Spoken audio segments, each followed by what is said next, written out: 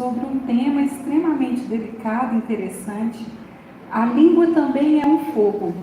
Essa é uma mensagem do livro Pão Nosso, número 170. Muito bem-vindo, Wagner.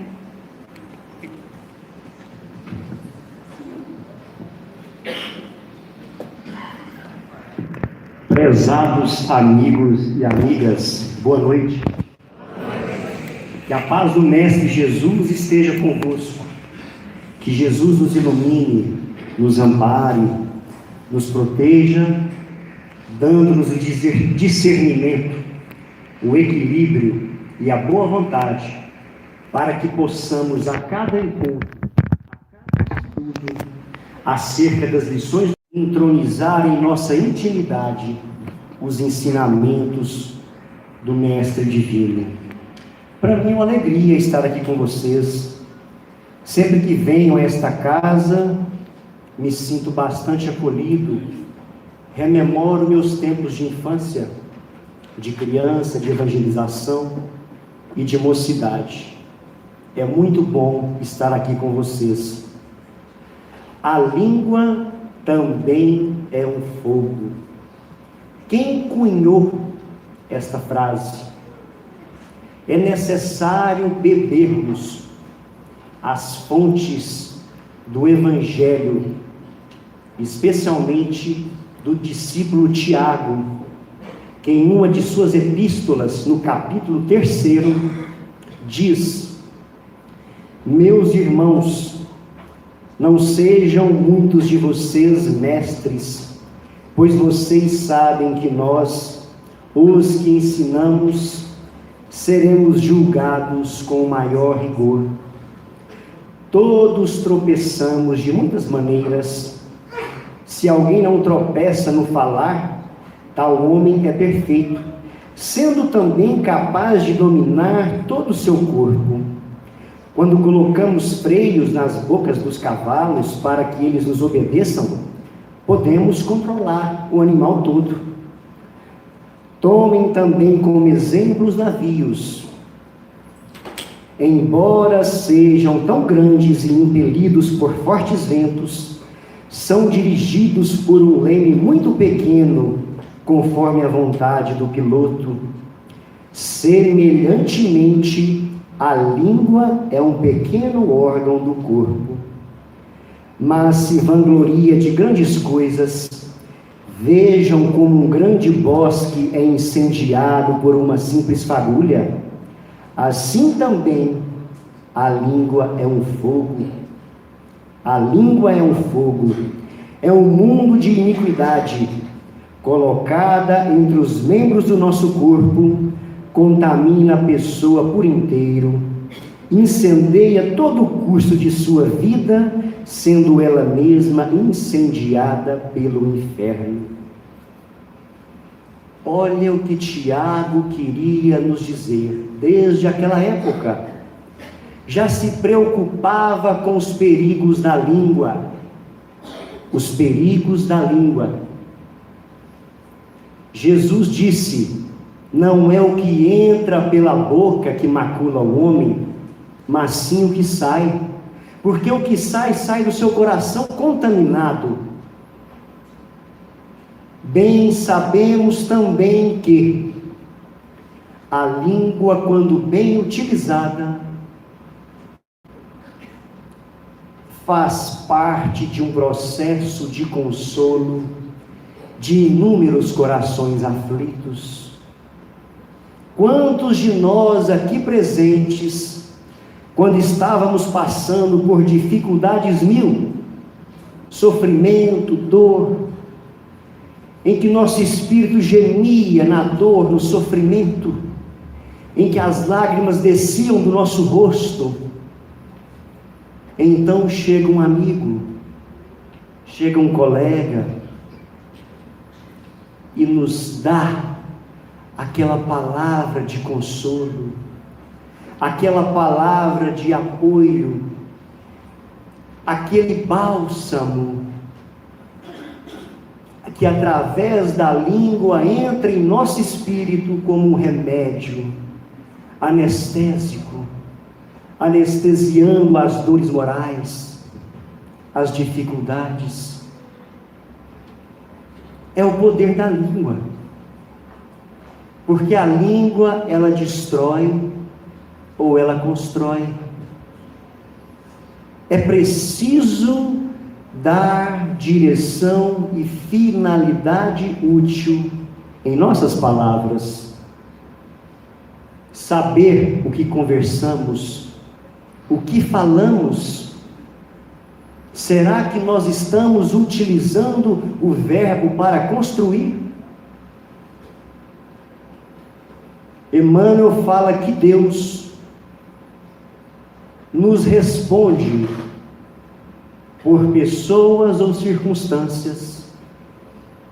E quantas pessoas já foram utilizadas em nossas vidas para nos responder o que nós precisávamos ouvir?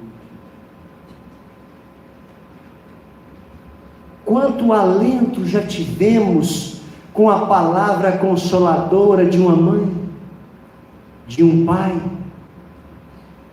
de uma pessoa querida, de um ente amado, que viera ao nosso auxílio nos levantar. Mas também podemos analisar o lado oposto. Podemos ver o poder destruidor da palavra. Tiago disse que a língua é um fogo. Porque a língua mal representada, palavras malsãs, mal proferidas, tem o poder de desmoronar as relações mais puras e sinceras. Porque a palavra é como uma flecha. Uma vez atirada, não há como recolher. E quantos de nós já proferimos palavras, já ofendemos, já agredimos? Da mesma forma também recebemos a palavra mal utilizada, incendeia uma família, incendeia um relacionamento afetivo, incendeia um relacionamento de colegas de trabalho. Por isso é que Tiago dizia que a língua é um fogo. A língua, quando bem utilizada, quando bem dirigida, assim como um navio gigantesco, manobrado pelo timoneiro que vai desviando dos icebergs, ela conduz multidões ao bem. Ela constrói, ela edifica. Ano de 1963, Memorial Abraham Lincoln, em Washington. Martin Luther King fazia um dos maiores discursos da história. Travava uma luta constante na paz e na edificação, para que fosse combatido o racismo, a segregação racial. E então, naquele memorial, no ano de 63, para 200 mil pessoas, ele disse: sonho um dia que os meus filhos sejam julgados por esta nação, mas que sejam analisados não pela cor de sua pele, mas pela dignidade do seu caráter. É um exemplo da palavra utilizada para construir. Um homem que não pregava violência, combatia o bom combate, querendo que fosse cessado aquela discriminação, aquela segregação racial que assolava os Estados Unidos naquela época. Em 64, ganha o Prêmio Nobel da Paz. Podemos analisar também a língua utilizada para o mal. Quem nunca vira os discursos de Adolf Hitler, considerado por muitos especialistas um grande orador, que inflamava o ânimo e as emoções de milhões e milhões de pessoas, resultando na catástrofe da Segunda Guerra Mundial? Olha o poder da língua. Muitas vezes uma palavra, em sua maioria das vezes, agride mais do que uma ofensa física, porque a palavra, ela tem os poderes magnéticos de mexer com a sua intimidade espiritual, seja para o bem ou para o mal. E quantos de nós já utilizamos a língua para o mal? E agora vem com a missão, com a oportunidade de tentar melhorar e evoluir, edificando através da palavra corações, resgatando e consolando. Temos exemplos de muitos na doutrina espírita, no movimento espírita. Olha o trabalho desempenhado por Divaldo Pereira Franco. Há quantas décadas que este homem vem utilizando a palavra para ajudar, para edificar, para retirar pessoas à beira do suicídio, à beira da loucura, da tragédia espiritual. Haroldo Dutra Dias, Nazareno Feitosa e tantos outros colaboradores, e em outras religiões também, se utilizam da palavra para edificar, para construir. Certa vez, chegou no gabinete de um líder religioso uma mulher em prantos.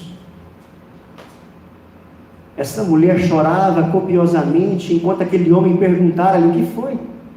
Por que o choro? Por que a dor? Por que o sofrimento?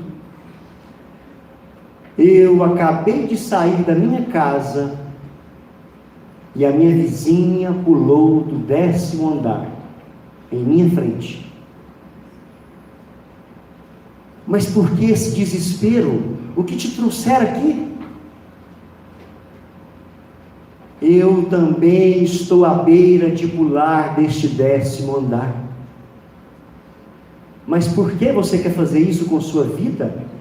Por quê? Porque eu sou um problema. Eu sou um problema. Eu não aguento mais. Mas por que você se considera um problema?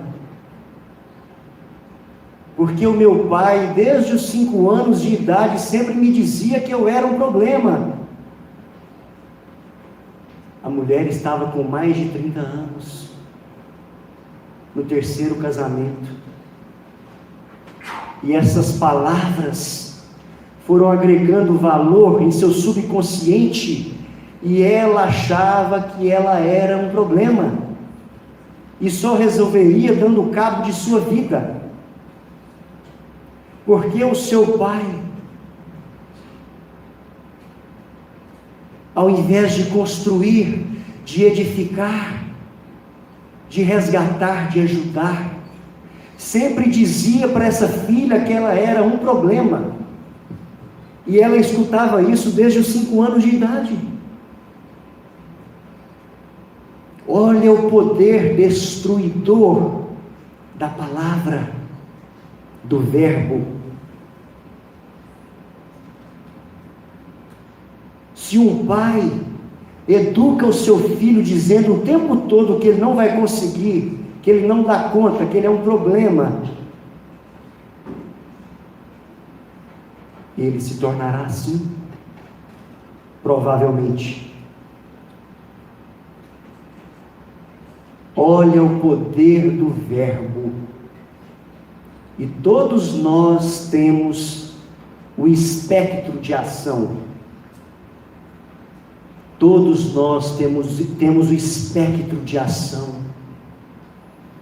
No trabalho, na família, nas relações afetivas. E nós podemos utilizar o verbo para construir, para edificar. Tiago dizia que a língua incendeia uma floresta, uma pequena chama, uma quimba de cigarro jogada no pasto, incendeia centenas e centenas de alqueires. Quem já tentou apagar fogo em fazenda sabe o que eu estou falando. O fogo se alastra de uma maneira assustadora e não há corpo de bombeiro que consiga apagar. Basta olhar os incêndios que acontecem nos Estados Unidos, queimando casas e mais casas, destruindo e consumindo tudo que vem pela frente. E uma palavra, uma frase, utilizada por um coração maledicente, desmorona um trabalho na casa espírita, atordou os trabalhadores da casa espírita. No outro dia, corações melindrados, magoados, e o trabalho na casa espírita fica comprometido. Assim acontecem nas famílias, assim acontecem nos trabalhos. E como acontecem nos trabalhos, nos locais de trabalho.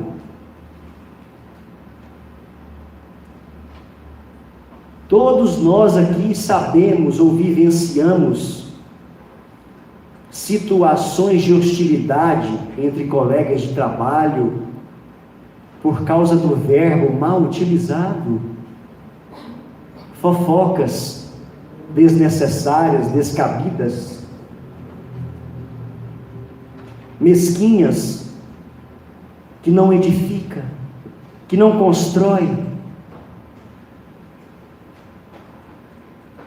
que ao invés de apaziguar, incendeia, inflama, e então o telefone sem fio corre no ambiente de trabalho. No outro dia é um alvoroço.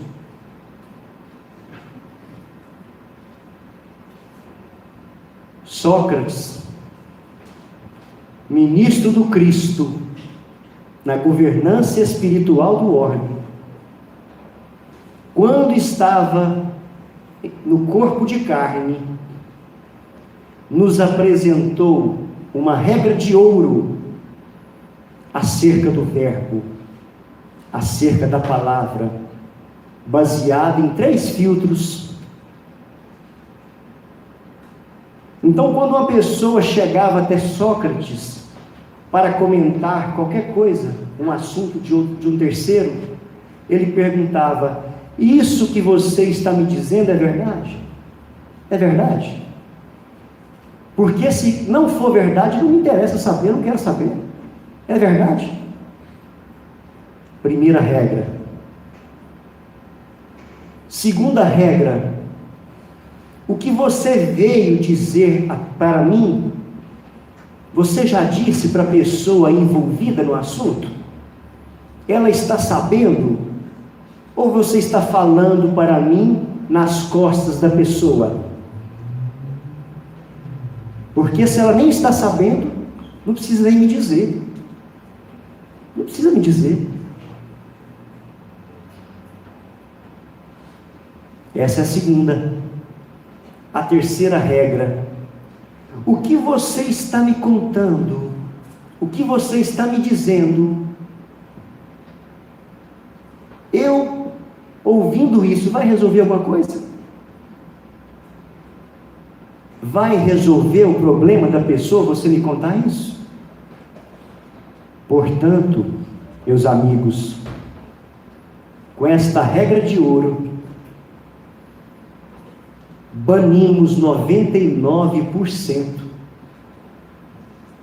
das fofocas, das intrigas, das picuinhas, das maledicências, que não agrega em nada as nossas vidas. Só faz nós nos desgastarmos fisicamente e psicologicamente, com coisas inúteis e desnecessárias, que não nos diz respeito.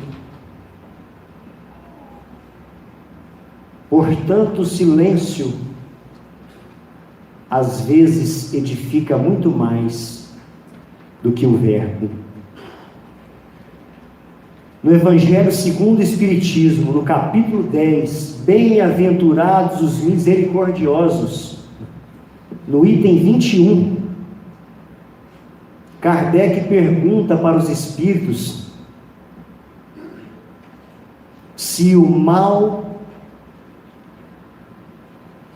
é necessário, precisa ser desvendado,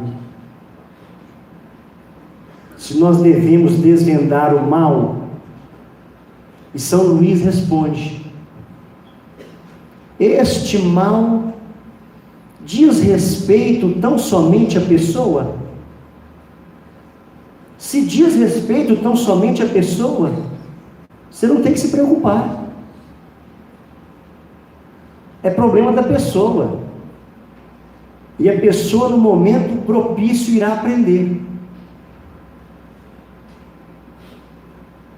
Agora, se o mal prejudicará inúmeras pessoas, aí é necessário que o mal seja desvendado, a título de conservar a verdade e salvar corações que estão sendo conspurcados por aquela pessoa má, por aquela língua má. São situações delicadas, que precisa muito de bom senso, compreensão e discernimento, para que nós não caiamos na dificuldade da intriga. No livro Fonte Viva, item 52, olha a sabedoria de Emmanuel. Item 52, palavra falada. Jesus, em Lucas capítulo 8, versículo 17, diz: porque não há coisa oculta que não haja de manifestar-se, nem escondida que não haja de saber-se e vir à luz. Vede, pois, como ouvis. Explicação de Emmanuel: a palavra é vigoroso fio de sugestão. É por ela que recolhemos o ensinamento dos grandes orientadores da humanidade na tradição oral, mas igualmente com ela recebemos toda espécie de informações no plano evolutivo em que se nos apresenta a luta diária. isso mesmo, se é importante saber como falas, olha o que Emmanuel diz. É mais importante saber como ouves, porquanto, segundo ouvimos, nossa frase semeará bálsamo ou veneno, paz ou discórdia, treva ou luz. Então, nós iremos ouvir de tudo. Corações conspurcados se aproximarão de nós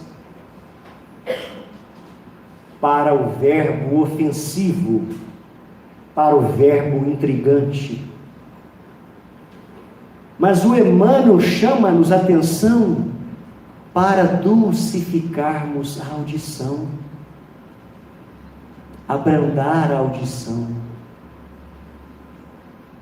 não dando vazão ao que ouvimos, não continuando o que ouvimos, apenas silenciando, caso não tenhamos uma palavra para edificar.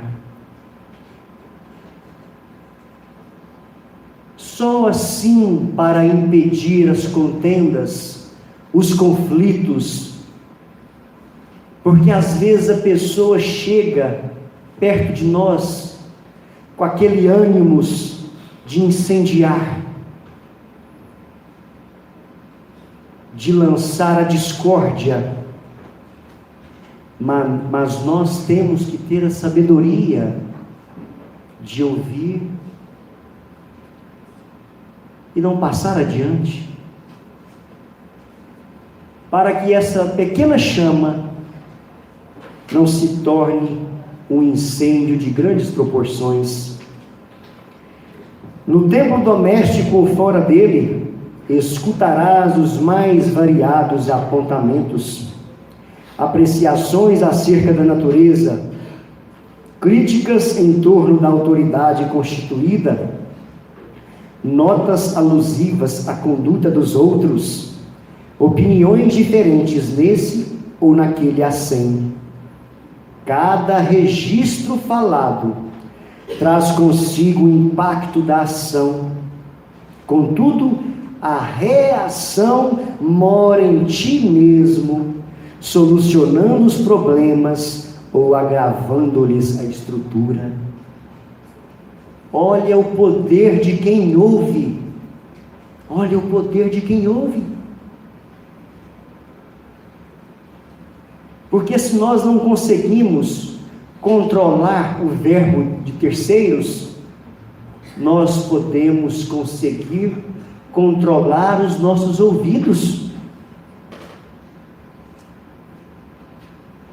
e saber como se posicionar diante da situação.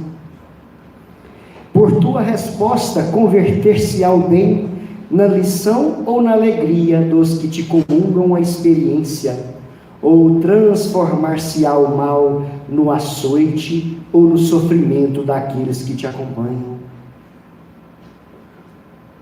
Saibamos assim lubrificar as engrenagens da audição com o óleo do amor puro. Olha o que Emmanuel diz. Saibamos assim lubrificar as engrenagens da audição com o óleo do amor puro, a fim de que a nossa língua traduza o idioma da compreensão e da paciência, do otimismo e da caridade. Porque nem sempre o nosso julgamento é o julgamento da lei divina, e conforme asseverou o Cristo de Deus, não há propósito oculto ou atividade transitoriamente escondida que não hajam de vir à luz. Quem somos nós para julgar este terceiro que está sendo objeto de intriga? Porque cada um tem um ponto de vista, cada um tem uma análise, mas a análise final, o julgamento final, vem de Deus, que tem a sabedoria infinita e conhece a intenção daquela pessoa que muitas vezes injustamente está sendo criticada, está sendo apontada. Porque nós não vivenciamos o que a pessoa vivenciou, não sabemos de sua intimidade qual era a verdadeira intenção daquela pessoa. E então nos deparamos com prevenções indébitas, com achaques, com remoques, e muitas vezes aquela pessoa está na melhor de suas intenções. Quantos espíritos não sofreram isso aqui?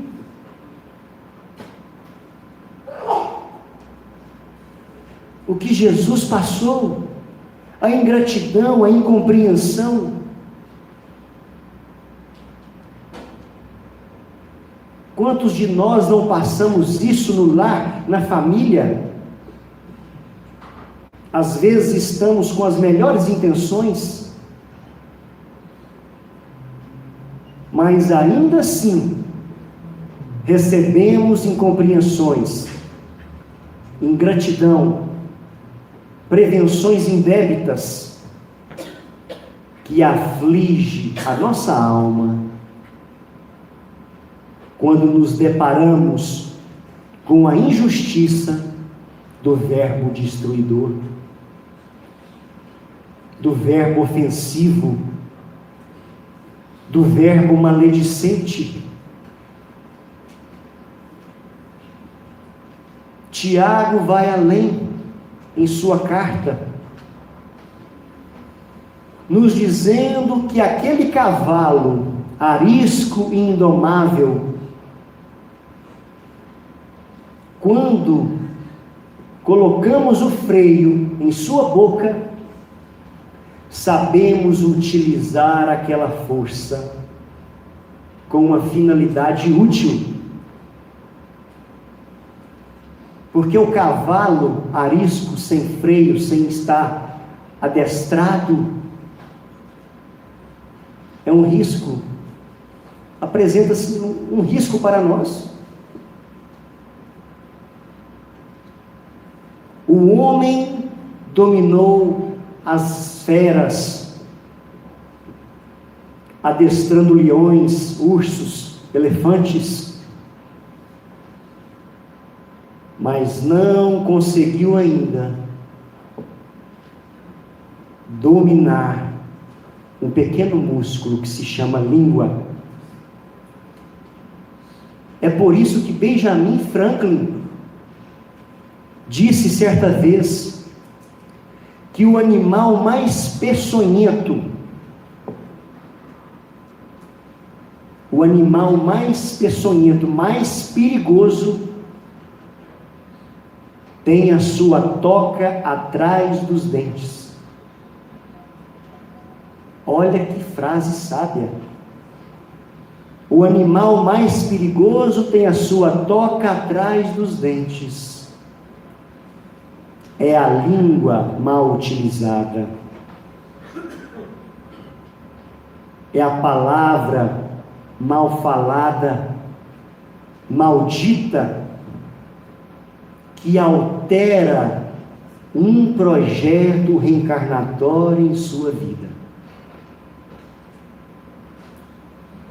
A palavra maldita altera um projeto reencarnatório em nossas vidas, repercutindo séculos e mais séculos de sofrimento e dor.